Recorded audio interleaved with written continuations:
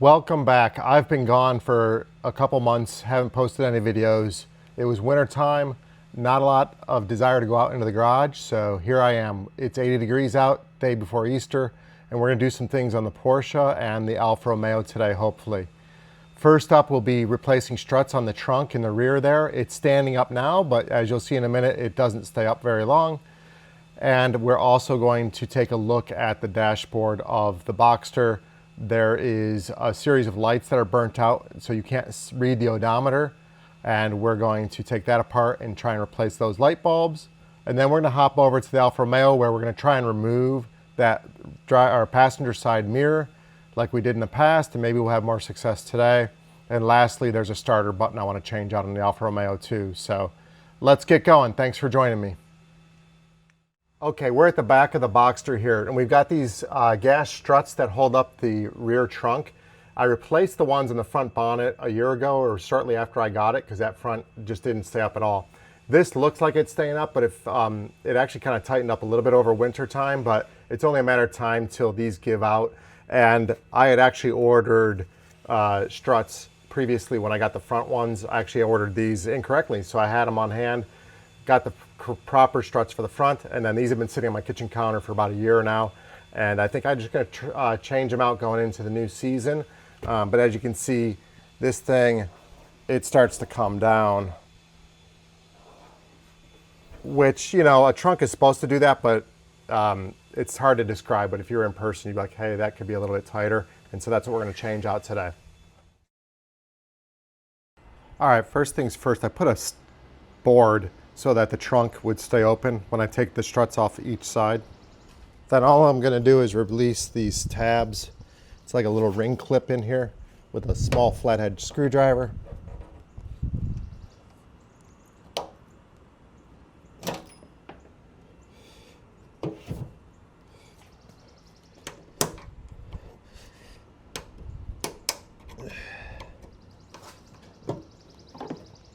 All right, just as simple as that.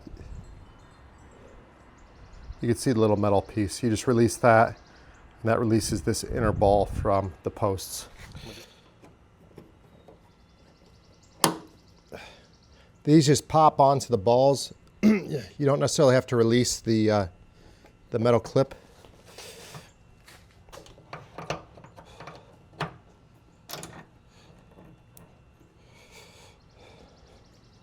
There you have it. It's just that simple. Now we can do the other side.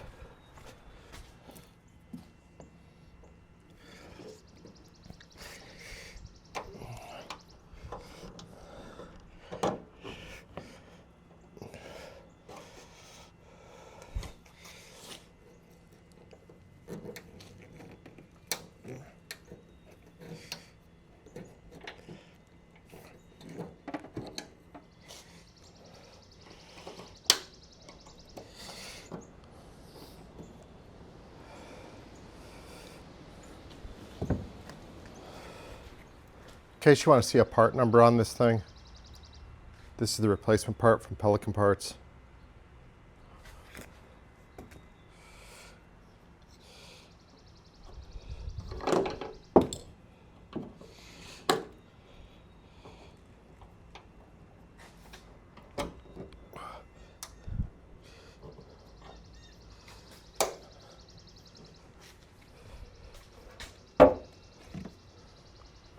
All right, there we got it installed, and it actually returns up, whereas before it would fall down naturally. And it's not till it gets down to that point that it does it. All right, that looks like it works pretty well.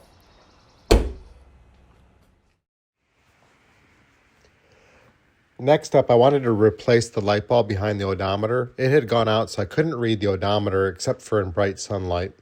I ordered the bulb from Pelican Parts. Actually, I ordered 3 bulbs, and they were the ones with the tan base, and that's what illuminates the odometer, the clock, and that central mile per hour LCD screen as well.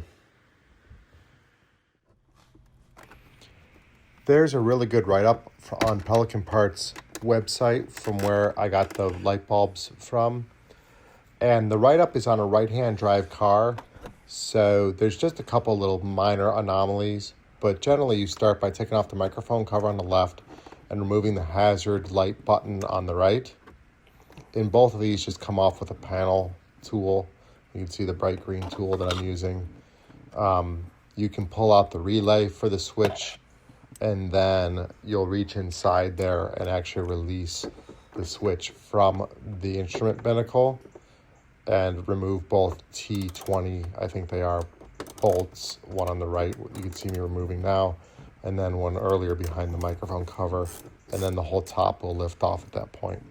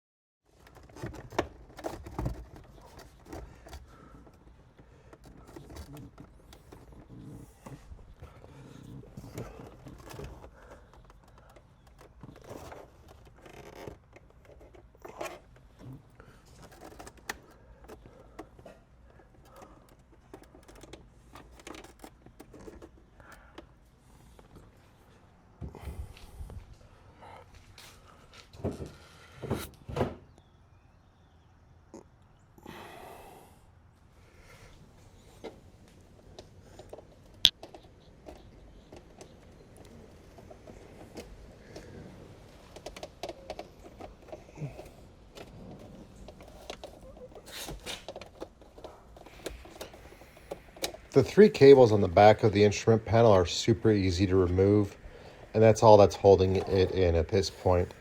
When we look at this view, you can see the three cables, the blue, the white, and the black one. And then on the far right is where the hazard light is. And you can see that little black box actually slid up into the instrument cluster, and that was pretty easy to remove with a panel tool. And then there's the back of the instrument cluster. You can see all the little light bulbs. All those little black bulbs in the bottom are for the different warning lights. And then there's three in the middle for the lights that we want to replace. All right, so we got the dashboard out of the Boxster, and what we're looking for are these tan light bulbs. This is the one that needs to be replaced. It's burnt out, and that's for the odometer. And then I might change out this one and the center one, but what I got are these cream ones. So at the very least, I'm going to change this one out right there.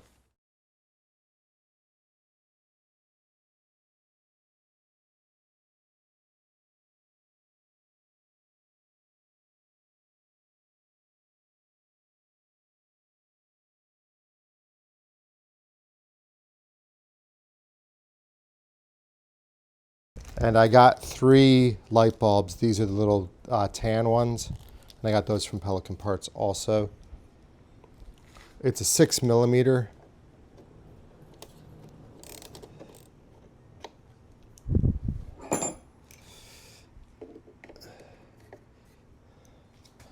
That's the bad one. Take a new one.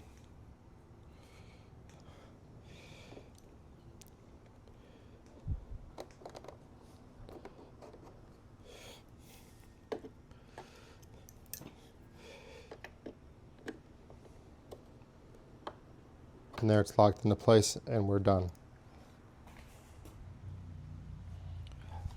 All right, so from the center section, I removed the bulb, and it was a different color than the others. And it's a weird little black bulb, so I think I'm gonna see if one of these tan ones will fit in there and just get that fixed.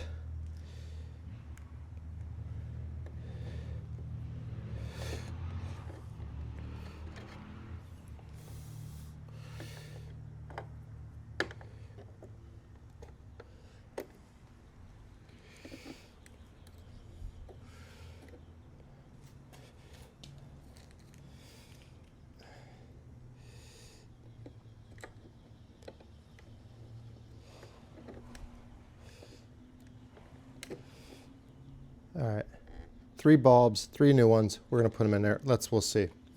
This one was good, this one was weird, and that's definitely burned out over there. All right, let's take these back.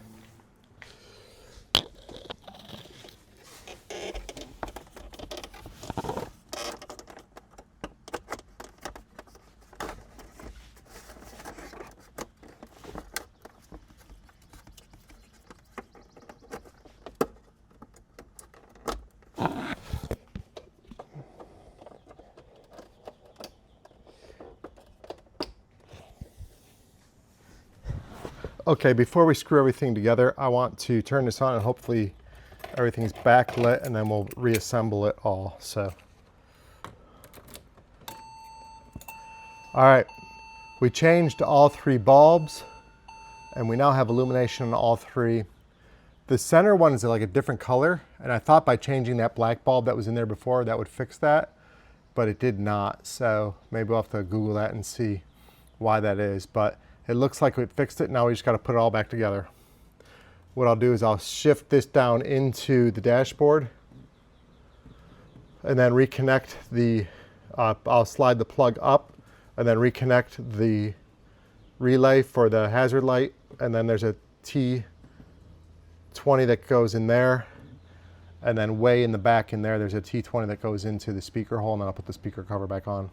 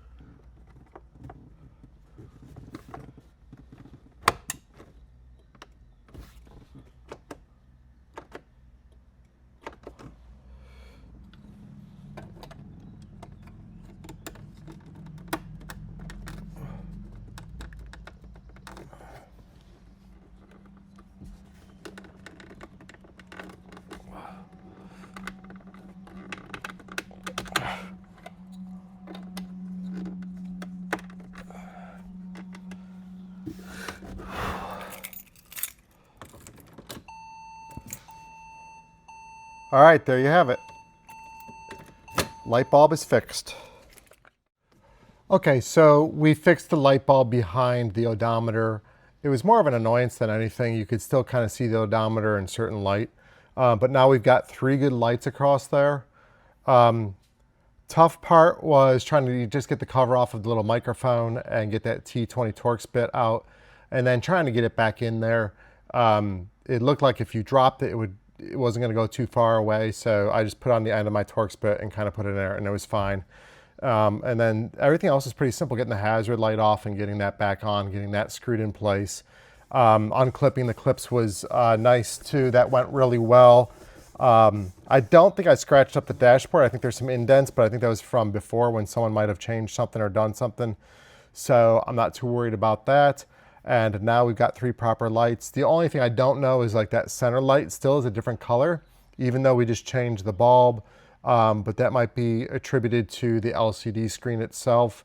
And we can Google that and look at that, but actually it's pretty symmetrical now. So you've got yellow in the middle and orange on each side, and it looks fine.